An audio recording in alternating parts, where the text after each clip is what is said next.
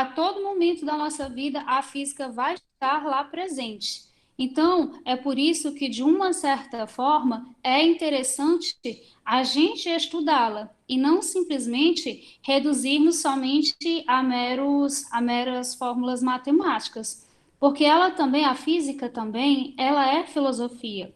Não é à toa que ela surgiu da palavra physis, que significa natureza. Então, ela surgiu justamente a partir do momento em que as pessoas pararam para observar a sua volta, observar os fenômenos e tentar buscar uma explicação lógica, uma explicação racional para aquilo que acontecia. E a física é uma das ciências mais antigas e também ela é muito abrangente. Ela tem um vasto campo de estudo. Ela pode estar interligada diretamente com a física, a geografia, tem a biologia, a química. Então, quando elas estão ligadas, a física com a química, a gente tem a físico-química. Quando a gente alia a física à biologia, a gente tem a biofísica, tem a geofísica e assim, etc. e tal. Então, é a física alinhada a outras matérias para que possam resolver problemas do nosso cotidiano para dar uma sensação maior de conforto. E aí, quando a gente vai ver o objetivo de estudo da física no segundo ano, a gente vai estudar a termologia. Quando a gente vai para o radical da palavra, quando a gente fala em termologia, o termo termo significa calor, logia, estudo. Então, se a gente for ao pé da letra, a gente vai ver que a termologia nada mais é do que o estudo das temperaturas e do calor. Agora, aqui, a gente abre um parênteses, que muitas vezes no nosso dia a dia, a gente acaba confundindo o termo calor. Quando a gente assim, hoje está fazendo maior calorão. E aí, esse termo calor é empregado erroneamente. Como a gente vai ver mais adiante, quando a gente dá o termo de calor, a gente está falando de energia, energia em movimento, energia em trânsito, que ela está sendo absorvida, está sendo dividida, compartilhada entre um corpo ou um sistema. Então, aqui vai dizer o seguinte, ó, a termologia é a parte da física que estuda os fenômenos relativos ao aquecimento, ao resfriamento, só um instantinho, ao resfriamento ou às mudanças de estado físico em corpos sem receber, que recebem ou cedem energia. Temperatura e calor são objetos de estudos da termologia, como eu já falei. Então, bem aqui, quando ele vai falar das mudanças de estado, então só relembrando basicamente, como a gente estudou lá no fundamental, quando a gente vai falar de mudanças de estados da matéria, a gente sabe que basicamente os estados mais simples que a gente estuda é o estado sólido, o estado líquido, assim estudando a grosso modo, e o estado gasoso, né, o estado de vapor. Então a gente sabe, faz de conta que isso daqui é uma nuvem, viu? Vou dizer logo de antemão que eu estou tentando escrever aqui com uma canetazinha digitalizadora, mas ela não está ajudando muito. Então, os três estados, sólido, líquido e gasoso.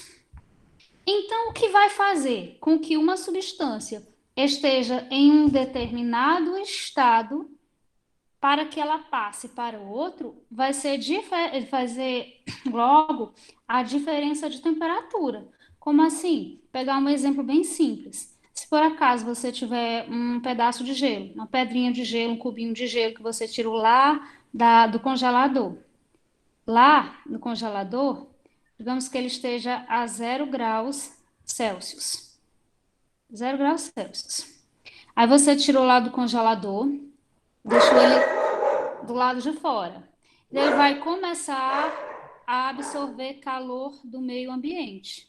Ao passo em que quando ele atinge, começa a receber esse calor e ele chega, digamos que ele está abaixo de zero, -1, -2, -3. Quando ele chega a uma temperatura igual a 0 graus, ele começa a mudar de estado. Ele estava no estado sólido, agora ele vai se transformar em estado líquido, ou seja, na água líquida. Se você continuar a fornecer calor para esse sistema, a temperatura aumenta e ele vai novamente mudar de estado. Ele vai se transformar em vapor. Então percebam que o que vai influenciar diretamente no estado da matéria é a temperatura. Então, temperaturas baixas, os corpos têm a tendência de estar no estado sólido. Aumenta um pouco a temperatura, passa para o estado líquido. Aí tem aquelas mudanças de estado. De sólido para líquido, tem o quê? A fusão. De líquido para gasoso, vaporização.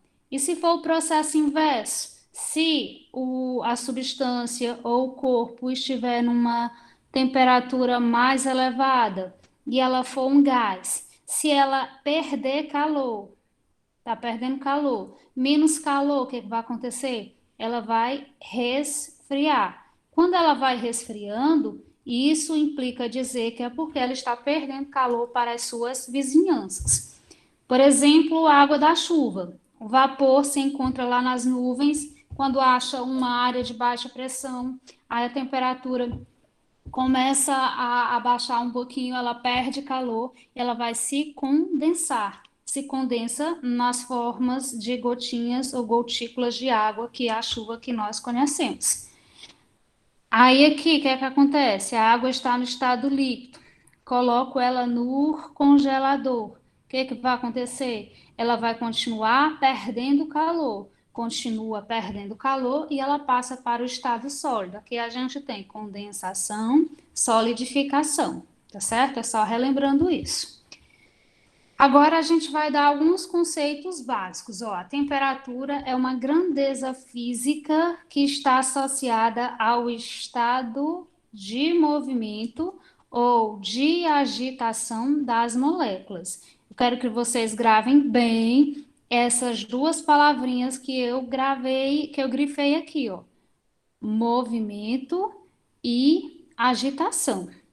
Então, o que quer dizer, o que eu quero dizer com isso? Nós sabemos que tudo que compõe as substâncias, os corpos, como a gente chama muito na física, são moléculas que, por sua vez, são formadas por átomos.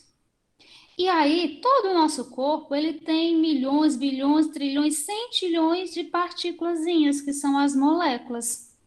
E essas moléculas, elas não estão paradinhas, elas estão se mexendo, elas estão se movendo. Então, quanto mais agitadas, quanto mais acelerada estiver essas moléculas que compõem o corpo, maior vai ser a temperatura.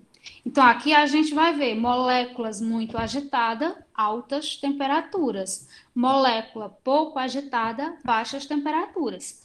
Dá para a gente evidenciar isso de uma forma melhor? Imaginem vocês, ó.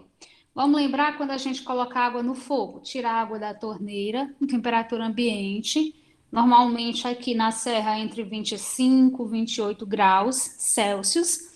E aí eu observo até ela no copo, a água está bem calma, bem tranquila.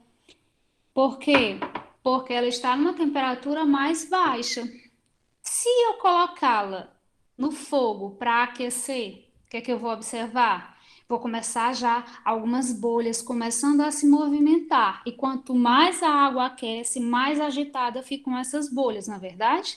Então, isso é para vocês fazerem essa associação. Quanto maior a agitação das partículas ou das moléculas, mais elevada vai ser a temperatura.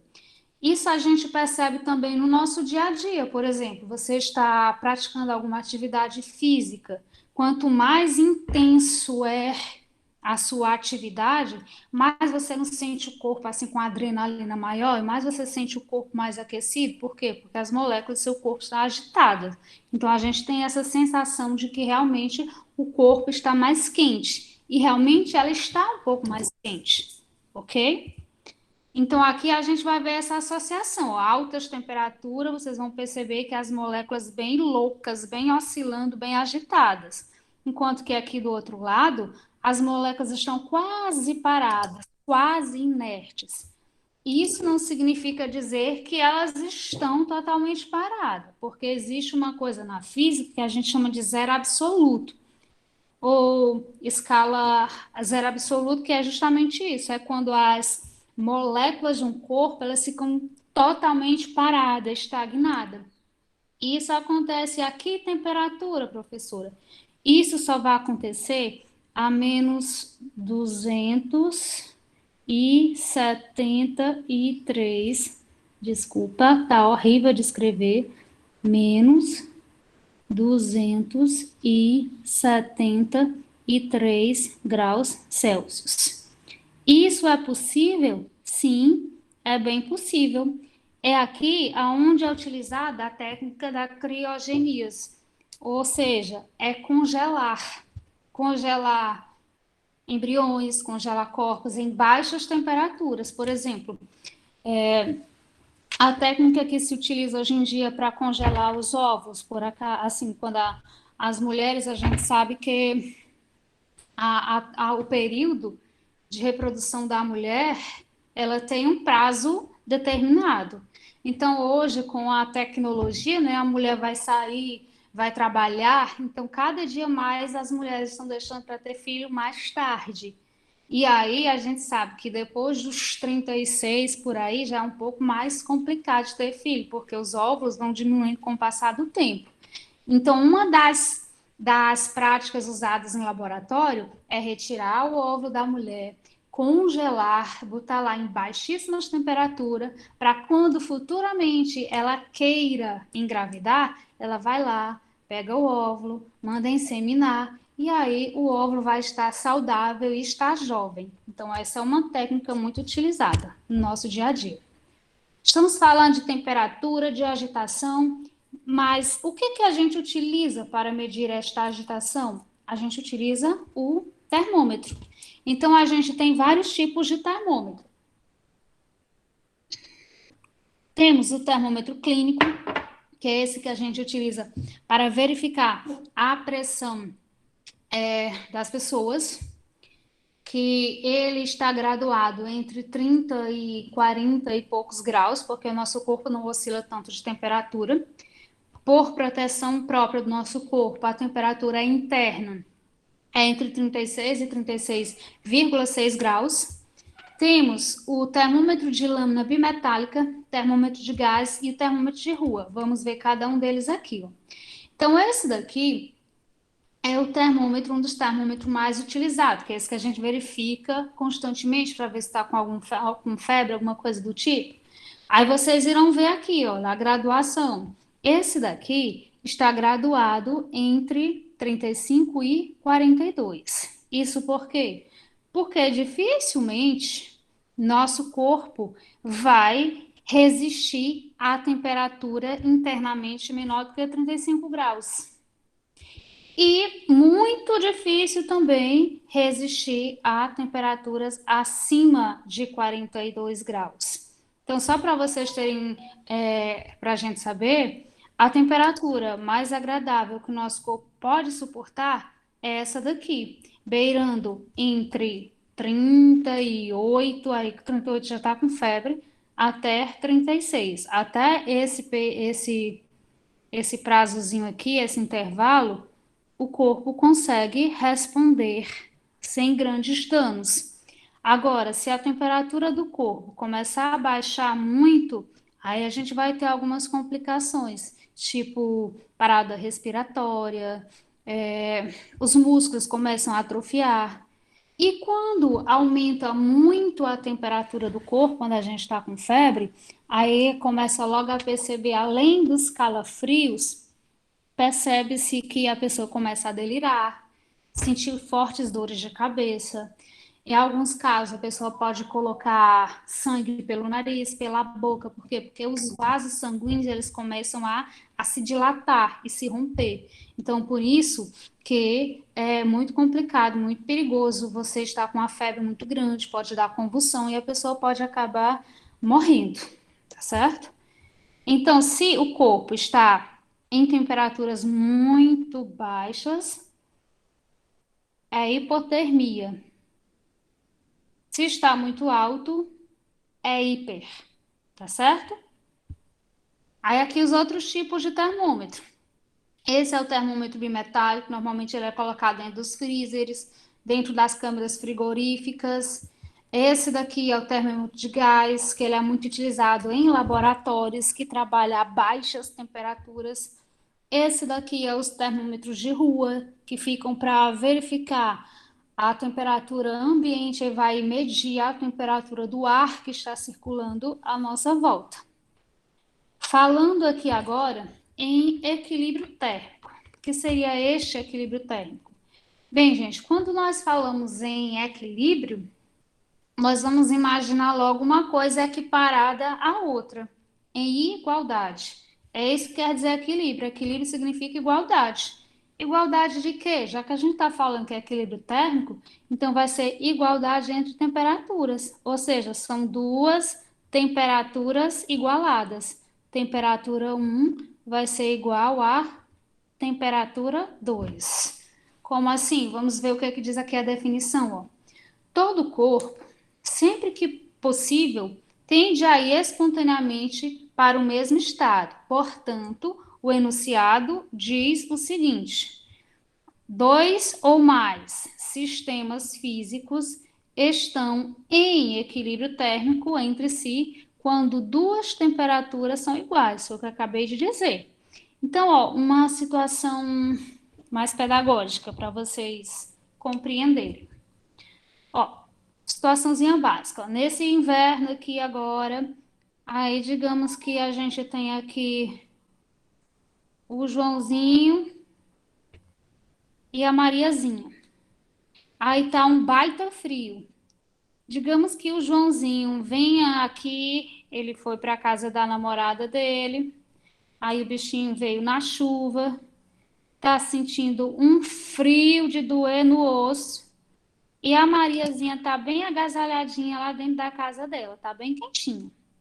Aí, numa suposição, vamos dizer que ele aqui vem num frio absoluto, que aqui do lado de fora está fazendo, vamos dizer, 26 graus, uma suposição. E lá dentro da casa da Maria, vamos dizer que ela esteja numa temperatura mais ou menos agradável de 32 graus. Então, observem aqui que nesse primeiro contexto, a temperatura 1 ela é diferente da temperatura 2. Aí eles estão naquela fase boa, fase de namoro. Chegou aqui, Joãozinho deu um mega abraço na Mariazinha e ficaram ali os dois juntinhos um pouquinho. O que aconteceu nesse momento? A Mariazinha começa, de uma certa forma, a aquecer o João. Então, o que é que está acontecendo nesse momento? Nesse momento, está havendo troca de calores. Então, eles estão trocando calor. Canetinha, canetinha, preste. Troca de calor. Vou usar a letra Q aqui para ser calor.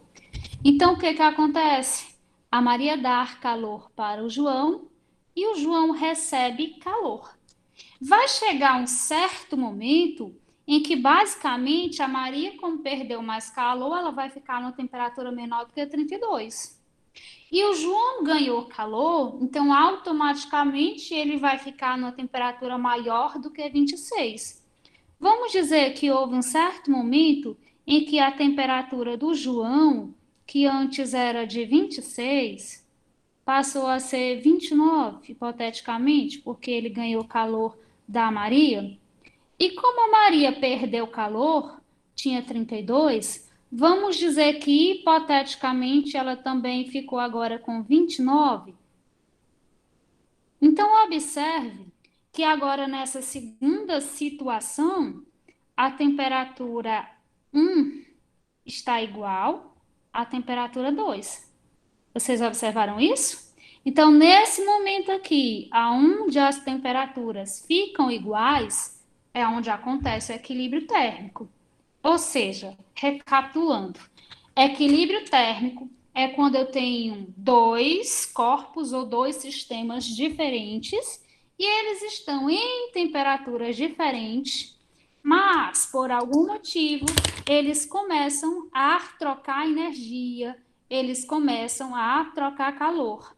Então, nesse momento de troca de calor, vai haver um momento em que as temperaturas se igualam. Então, quando se iguala, acontece o equilíbrio térmico.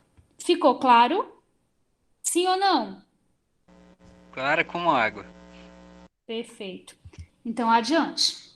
Então, aqui é Água é transparente, Jonathan, né? Claro, não. o exemplo que eu dei Eu aqui, ó. sei, por isso que eu tô Só que brincando. eu usei aqui, deu o exemplo da água quente, da água fria, é a mesma coisa do João e da Maria, né? Daqui a um recipiente com a água quente, temperatura mais elevada, temperatura 1. Aí ela misturou aqui com a água fria, temperatura 2. Então as duas se misturaram e adquiriram um equilíbrio térmico. Aqui a temperatura 1 está exatamente igual à temperatura 2. Então isso é o equilíbrio. Perfeito? E aí, a definição de calor, como eu falei que a gente confunde muito calor e temperatura, né? Então, quando a gente fala em calor, é quando está havendo essa transferência, quando o João ganhou o calor da Maria. Então, só neste momento que está havendo essa troca é que há o quê? Que acontece o calor. Então, por definição, calor é a transferência de energia de um objeto ou de um sistema para outro em razão exclusivamente da diferença de temperatura. Ou seja, se os dois corpos estiverem no mesmo valor, numa mesma temperatura, então não há troca de calores, porque só acontece se estiverem em temperaturas diferentes. Aí, ó, como eu disse aqui, muitas vezes, até questão de Enem, erroneamente a gente utiliza o termo calor quando está muito quente para indicar altas temperaturas ou está fazendo maior calorão. Então, na verdade, não é isso. Então, o correto seria dizer que a temperatura está alta, não é que está fazendo muito calor. Aí aqui a gente vai falar rapidamente da teoria do calórico. Isso aqui é só a teoria, é só contando história, que é quando ela surgiu, que ela surgiu lá no século XVIII, e antigamente, quando não sabia ainda o que era o calor, nem o que provocava, eles acreditavam que todo corpo, ela existia um tipo de fluido, tinha um fluido que aonde os corpos mais quentes tinham uma grande quantidade desse material, e os corpos que estavam mais frios tinham pouca quantidade.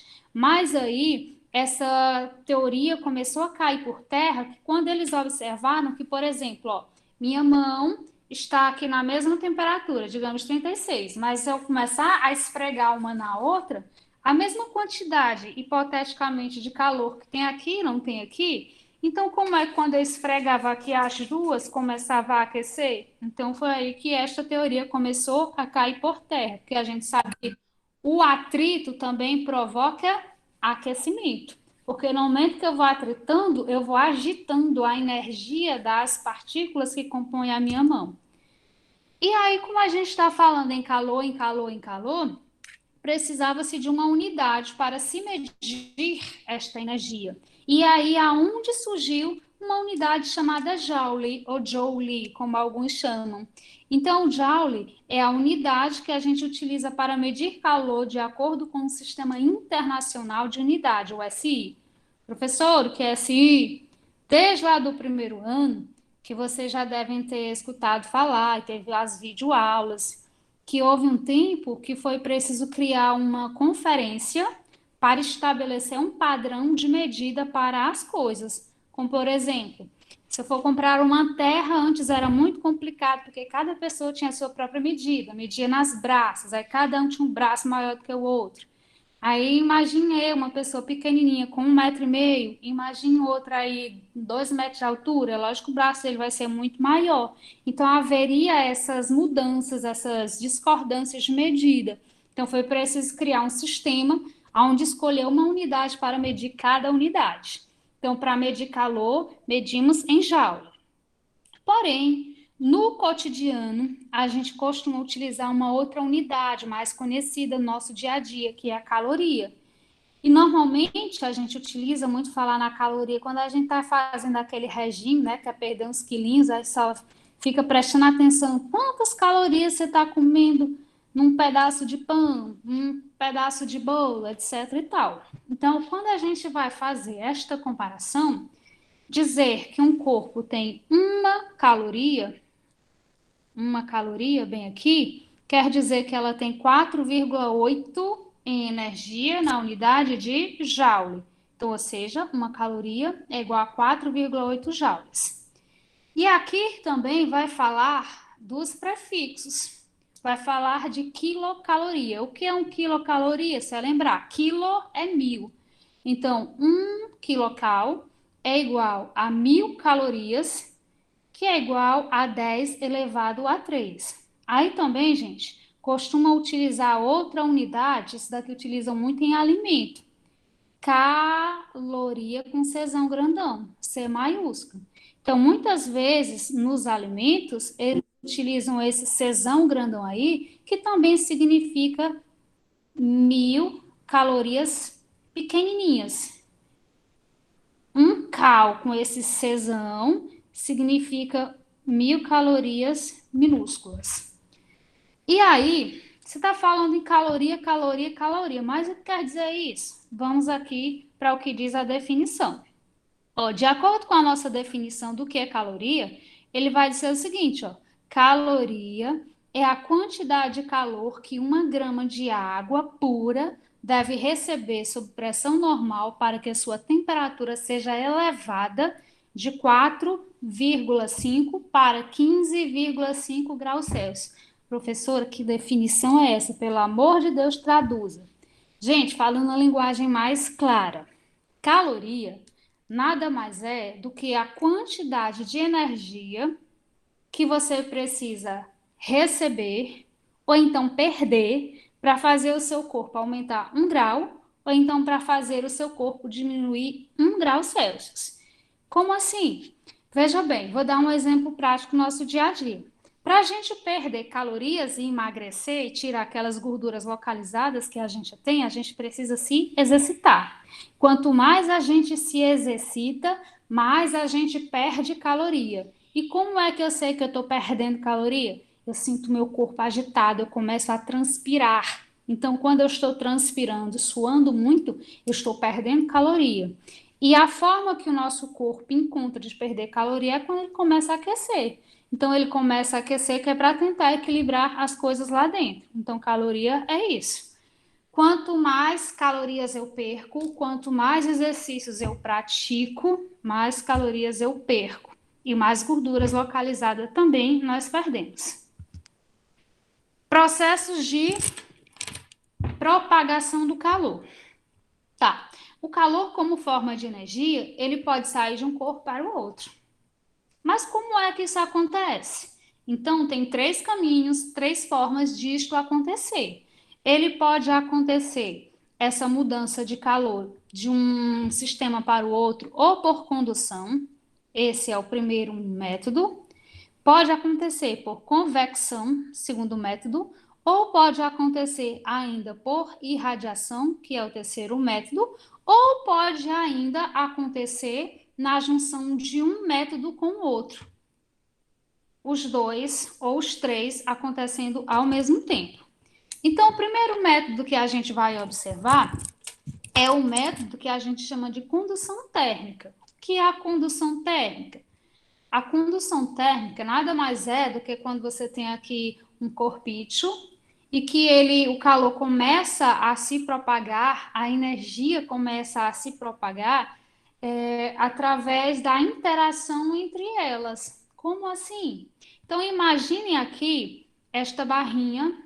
Imagine que isso aqui seja uma barra de ferro, um espeto, por exemplo, que a gente vai sacar. Aí já vocês vão entender o porquê de algumas coisas que a gente utiliza no nosso dia a dia. Então, imagine aqui que eu vou assar aqui um pedaço de carne nesse espeto. Observem que, a priori, ele está apenas com uma das pontas em contato com a chama, que isso daqui é um fogo, e observe que as moléculas que estão mais próximas do fogo, elas estão vermelhinhas e mais agitadas. Se elas estão mais agitadas, é porque a temperatura aqui, nesse ponto, está mais elevada. Então, a temperatura 1 aqui, nesse caso, é maior. Vocês concordam comigo? Então, a temperatura 1 é maior do que a temperatura 2. Isso é básico, nós sabemos. Então, o primeiro que vai aquecer é essa parte que está mais em contato aqui na chama. Então, ela vai aquecendo aqui a pontinha, o calor vai se propagando aqui nas suas vizinhanças, aquece aqui as próximas moléculas, aquece essa, até chegar um certo momento que todo o material, todo o ferro vai ser aquecido. Vai acontecendo gradativamente e aos poucos. E as partículas vão transmitindo energia uma para a outra, porque o calor vai ser conduzido através deste material. No processo por condução, ele só ocorre nos sólidos. Ele não vai ocorrer no líquido, ele não vai ocorrer num vapor, no gás, por exemplo. O processo de condução é exclusivamente em matérias do estado sólido. Aqui, imagina, por esse motivo que quando a gente está lá cozinhando e esquece a colher dentro da panela, vai pegar, queima as mãos. Por quê? Porque o calor que estava na panela vai ser todo transmitido por condução para o cabo da colher. E aí, outra coisa, o calor por condução, ele precisa de um meio material para se propagar, que no caso seria o cabo da colher. É por esse motivo que as panelas são de metal, normalmente de alumínio, de ferro, ou são as mais eficientes, tá certo? Para que essa eficiência? Para que, de uma certa forma, o alimento fique cozido mais rapidamente. Também tem as panelas de barro, tinha muito antigamente. Cozinha um alimento? Cozinha, mas vai demorar muito mais tempo. Por quê? Porque o barro, a argila, ela vai demorar muito mais tempo para ser aquecida e, consequentemente, vai demorar mais tempo para passar calor para os alimentos até chegar ao ponto que vai fazer com que eles fiquem cozidos. Pelo mesmo motivo, as panelas têm que ter as azeias de borracha, não, de plástico, ou de, como é o nome daquela borracha preta?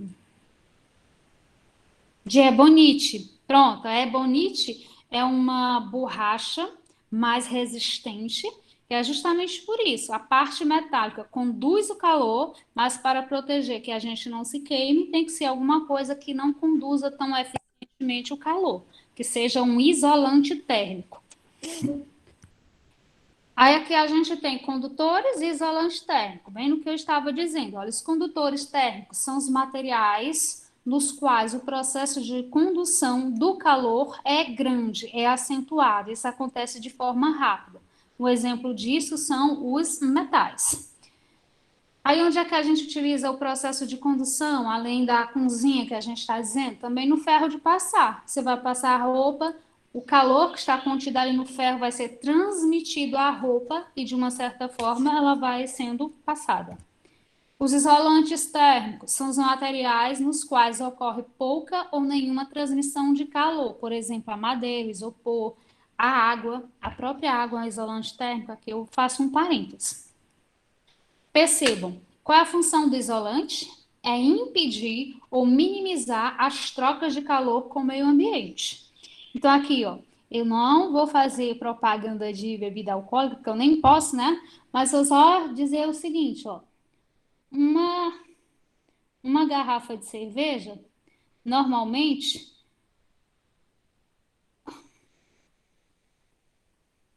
para que ela não aqueça tão rápido, a gente não coloca dentro de uma luva, não dá para desenhar não, tá horrível aqui.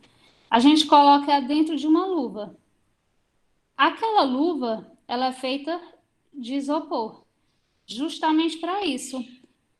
Como aqui do lado de fora da garrafa a temperatura está mais alta, temperatura que está mais quente, ela é uma temperatura maior do que a temperatura daqui de dentro da cerveja, que está bem fria. Aí, então, seguindo aqui o fluxo de calor, a temperatura vem do ambiente para dentro da garrafa, consequentemente para aquecer a bebida que está lá dentro. Aí nós iremos colocar no isopor justamente para isso, para evitar essas percas de calores.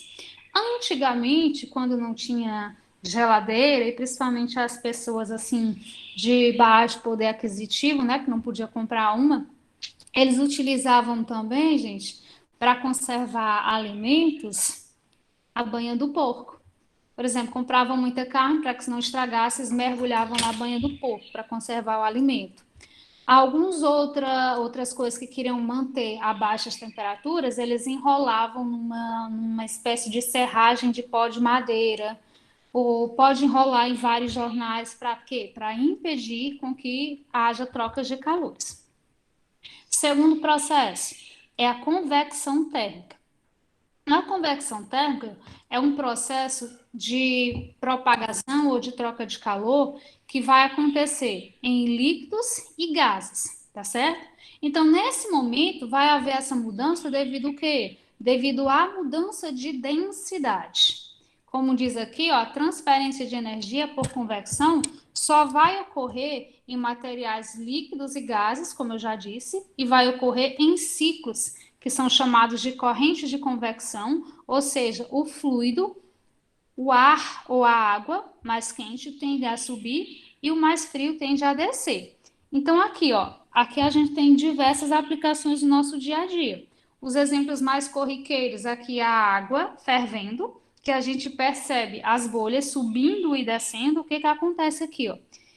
Dentro da panela, a parte de baixo, que está em contato direto com o fogo, ela vai se aquecer muito mais rápido.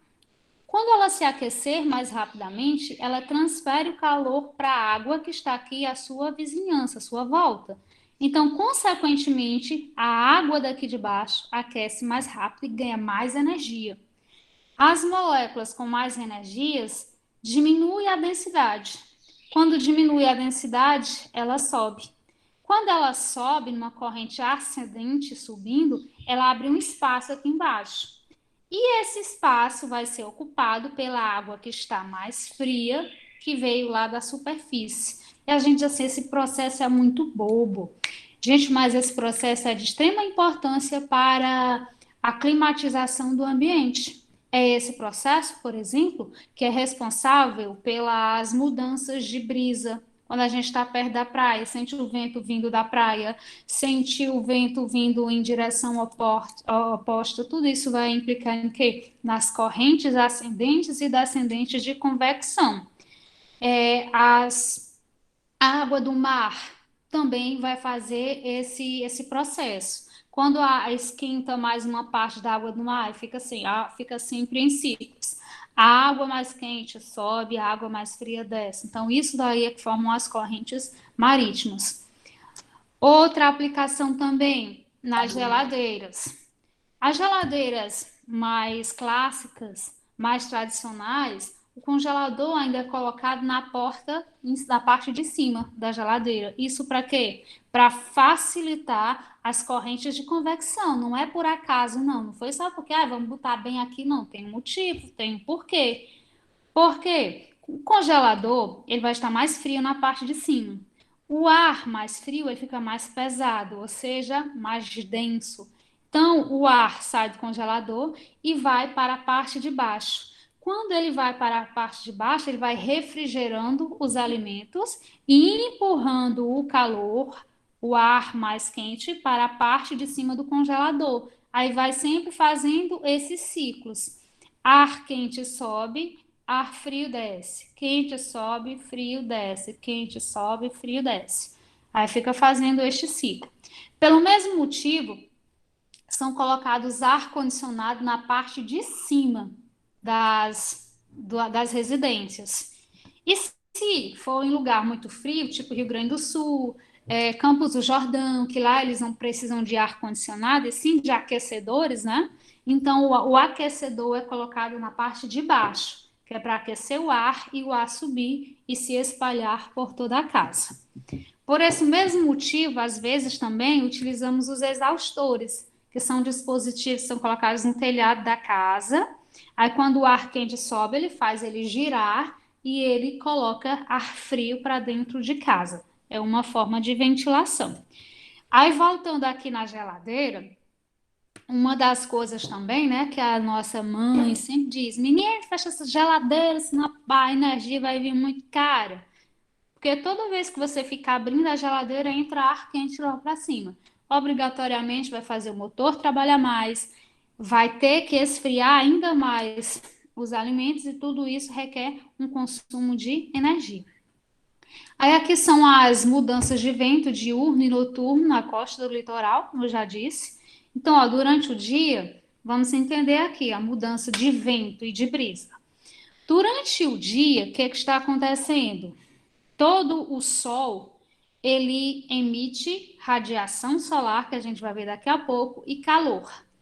A água, a areia, elas estão recebendo a mesma taxa, a mesma quantidade de energia de calor. Só tem um porém, a gente percebe que a Terra aquece muito mais rápido. Então aqui fica uma temperatura muito mais quente. A água não, ela demora muito mais para esquentar, ela fica fria durante o dia. E aí, como ela absorve isso daqui em altas temperaturas, o ar aqui em cima da Terra fica muito quente.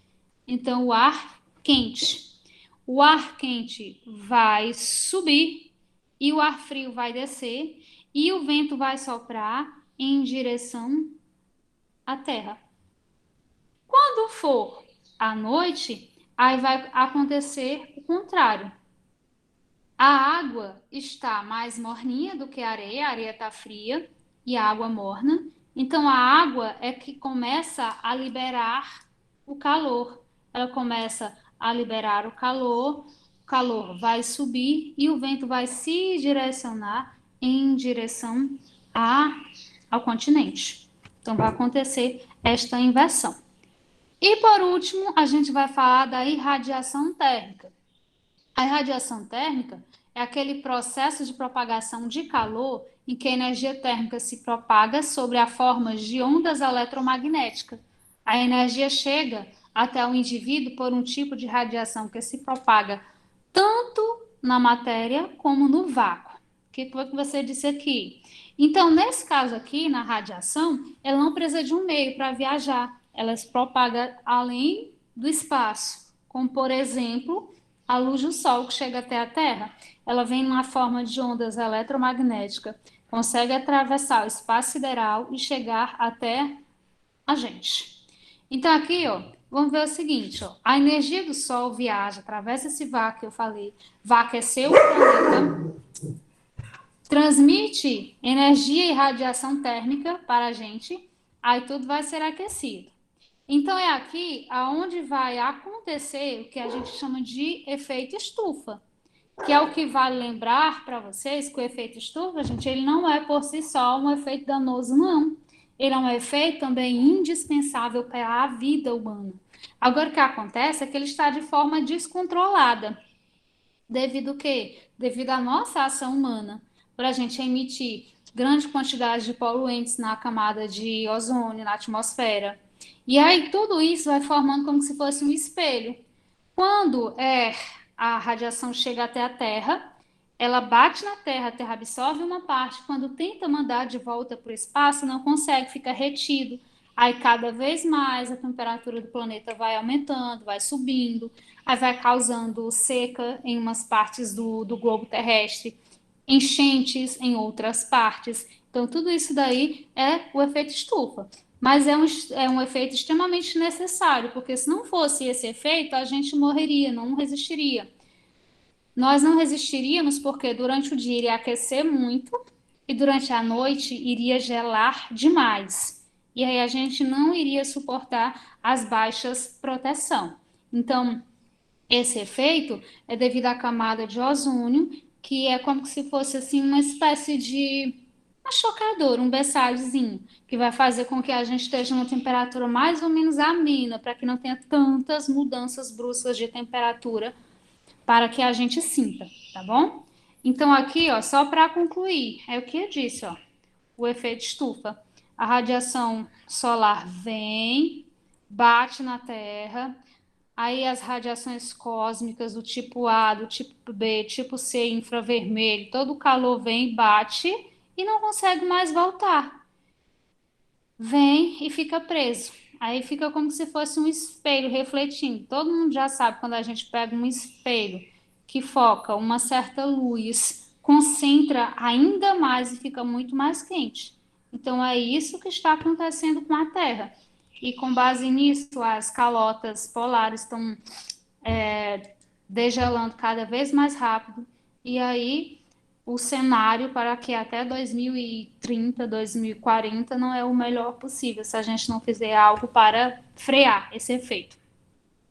E aí, só relembrando quais são as diferenças entre temperatura e calor, eu já disse, já tem aí a definição. Aí, lembrando os processos que eu já falei, né? A condução acontece nos sólidos, a convecção somente em líquidos e gases, que a gente chama de fluidos, e a irradiação, ela atravessa o vácuo, não precisa da presença de nenhuma matéria, ela simplesmente consegue atravessar. E aí, terminando aqui, ó, uma frasezinha: a vida é um desafio, é um constante ultrapassar de obstáculos, infinita superação de fases, viver é desafiar o mundo, e se desafiar, viver é superar, se reerguer, aprender e esperar o melhor. Então, obrigada a todos pela atenção, pela compreensão. Qualquer dúvida, vocês podem estar entrando em contato comigo.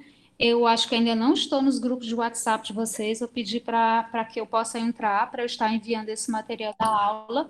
Vou estar transformando tudo em PDF para enviar como um apoio, como suporte, tá bom?